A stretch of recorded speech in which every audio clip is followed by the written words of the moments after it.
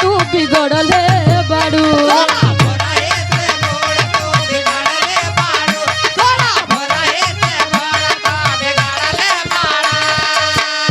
बड़ा झरले बाड़ू काजर मरले बाड़ू सोना भोरही से मूड तू बिगड़ले बाड़ू।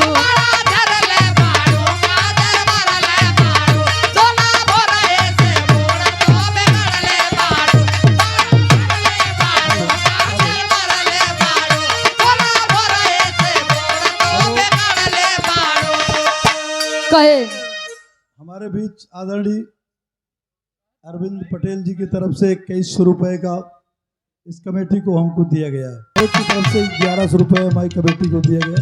बहुत बहुत धन्यवाद।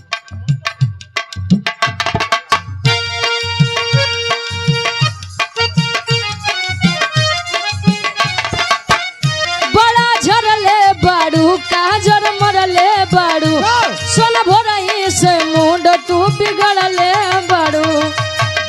धनी पहले से ज्यादा मन आज करता अरे आज करता। दादुरैया कहे राउर दिल हमर दिलवा पे राज करता। राउर दिल हमर दिलवा पे राज करता। राजा पायल उतारी द आवाज करता। राजा पायल उतारी द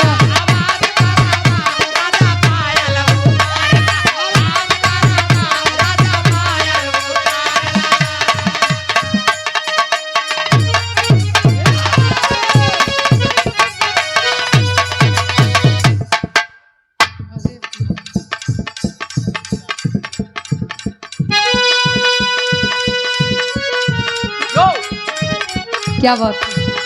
और भैया राम यादव जी गार्जियन जी के द्वारा 100 रुपए का महान आशीर्वाद के चारी के बच्चे अपनी कला में कामयाब रहे। और आप बाहर से आप लोग सुने हनुमान जी पहुंचे कहा।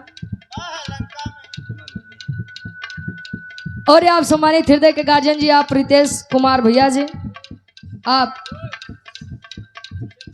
अच्छा आप 1,00,000 हुसैन सैयद जिला पंचायत सैया गौरा प्रथम से आपके द्वारा ये 500 रुपए का महान आशीर्वाद बाबा माई भगवती कराए के विजय का तिलक आपके मत्थे पर लगे। माई भगवती आपके काम में दिन दुना रात चौगुना तरक्की दे। तब के कहा चला समझा तो तू कहे जग में तुलसी दो बड़े पैसा एक राम कहे राम राम से मुक्ति मिले ही पैसे से सब भैया ये पैसा जौन हुआ सिंह तक आया ए भैया बाहर लंका नगरी में माई सीता जब कहीं प्रभु श्री रामचंद्र जी अपने भक्त हनुमान जी से कहा तेन मुनरी थमाई के का कहे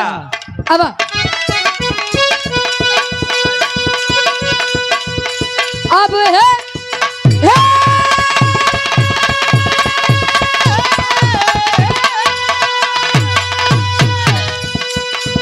अरे तब बोले प्रभु अरे रामचंद्र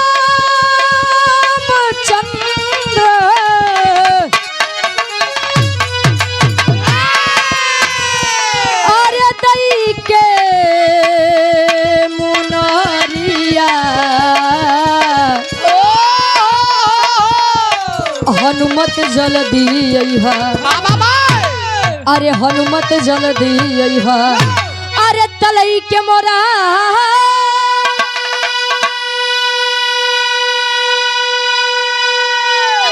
अरे तलई के मोरा अरे सिया के खबरिया हनुमत जल्दी अइहा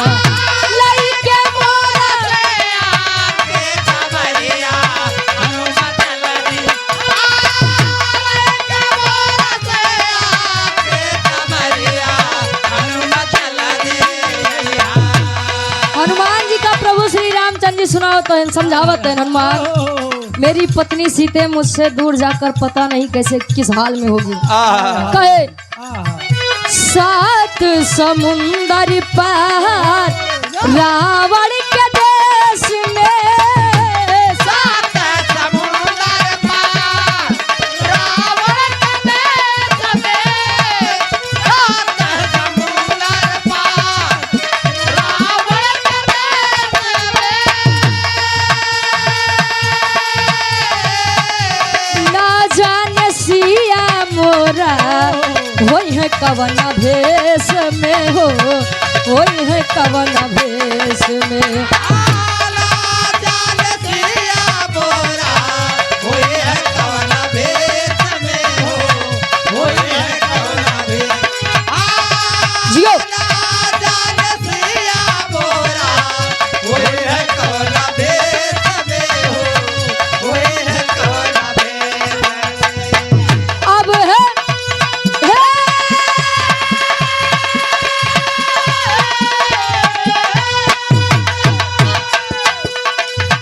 बोले प्रभु रामचंद्र, बोले प्रभु रामचंद्र, अब दई के मुनरिया हनुमत जल्दी अइहा, हनुमत जल्दी अइहा। अरे तलई के मोरा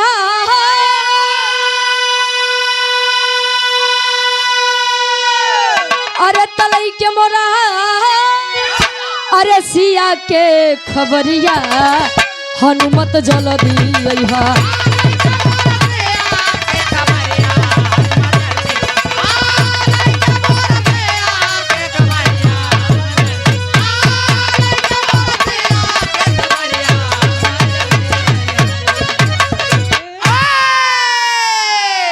सम्मानित हृदय के गार्जियन जी आप सभी के बीच में उपस्थित हुए हैं। हम चाहब कि गार्जियन जी खातिर एक लाइन स्वागत गीत हो जाए सभी के लिए, और उसके बाद फिर श्री राम चचक के नंबर है। हाँ, टाइम के पाबंदी हो गई है। बिरहा हार से हो जाए, उसके बाद एक बिरहा हार से हो जाए। और हमारे गार्जियन जी क्या आदेश बा, भला जे कर पी रहे 1 घंटा के अंदर अंदर सब कैले भाई, काहे वाला काम ना करा कर। अब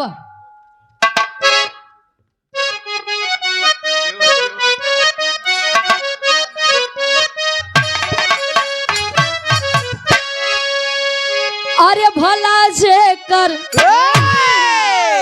मेरे पूर्वांचल हिमांचल भैया की हेलो कर पूर्वांचल से उतरत रहे, आज याद आई क्यों? चल दोनों में ठीक। ए भैया ये मेरे गार्जियन जी के आदेश बा, जब घरे लड़का जन्म लेते है तो काके माई लोग सोहर गीत गावत थे, वही में दुल्हन एक एक गावे कैसे। अरे भला जे कर, भला जे कर पीरा है उहै जान, दूसर केहू का जान।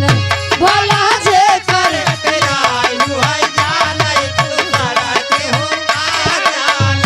भला जे कर तेरा उहै जान, दूसर केहू का जान। कहे जे करे नाही फटी बेवाई, आ उका जाना पीर पराई, जे करे ऊपर बीतत है वही जानत है। और ये आप सम्मानित हृदय के गार्जियन जी, धर्म के हमारे चाचा जी, गीता नगर की पावन धरती से आप राकेश यादव चाचा जी, हम और ये आप सभी के बीच में उपस्थित है। मंच के माध्यम से आपका स्वागत है, सम्मान है कि हम बच्चे अपनी कला में कामयाब रहे। एक स्वर में सबके नमस्ते प्रणाम स्वीकारो। कहे सासु न जाने ननदियो न जाने,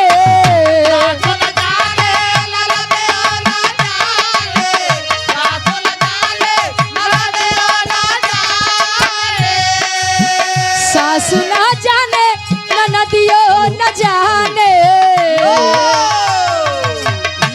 हमारे बीच में शिवगढ़ के पूर्व प्रमुख आदरणीय विनोद दुबे जी आए हुए हैं।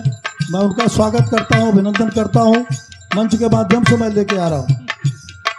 और आप सम्मानित हृदय के गार्जियन जी, धर्म के हमारे चाचा जी, आप गीता नगर से सम्मानित आप राकेश यादव जी, प्रधान जी। अच्छा 3 बार से प्रधान लगातार, वाह। 500 रुपए का महान आशीर्वाद, आशीर्वाद के चारे कि हम बच्चे अपनी कला में कामयाब रहे। काहे ऊपर भगवान नीचे प्रधान, झंडू तब तो का पता ही नहीं बे। प्रधान से ज्यादा प्रधान प्रतिनिधि की अहमियत होते वाह गाँव में नहीं न रहिए प्रधान बनो के का यार कहे जकरे ऊपर भी कहे उहे जाने दूसर केहू का जाने जकरे ऊपर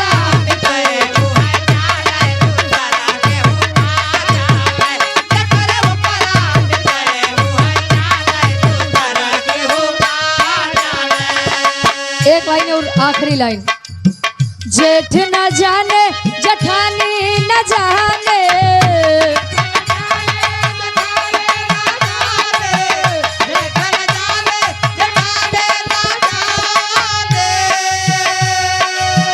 जेठ न जाने जठानी न जाने जकरे ऊपर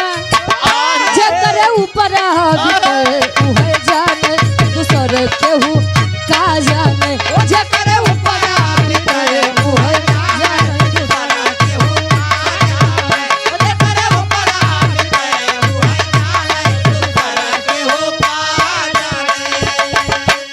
और आप सम्मानित हृदय के गार्जियन जी आप सम्मानित हमारे हृदय के गार्जियन जी आप विनोद दुबे जी ब्लॉक प्रमुख साहब वाह सभी के बीच में उपस्थित हुए हैं चाहेंगे कि एक बार तालियों के साथ स्वागत सम्मान कर दीजिए आप लोग एक स्वागत गीत छोड़ से उसके बाद शिवराम चाचा के नंबर रही वाह अब